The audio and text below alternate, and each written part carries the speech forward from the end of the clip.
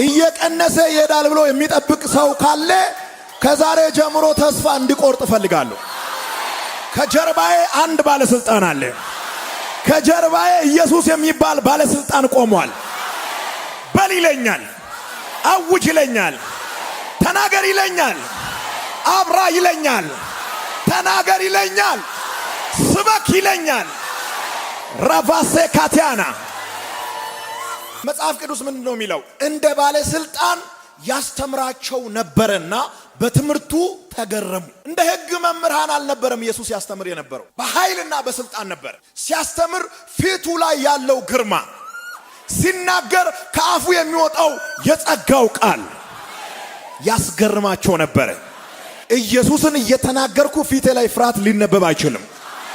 ከሞት የተነሳውን እየተናገርኩ ፊቴ ላይ ፍርሃት ልታነብ አትችልም።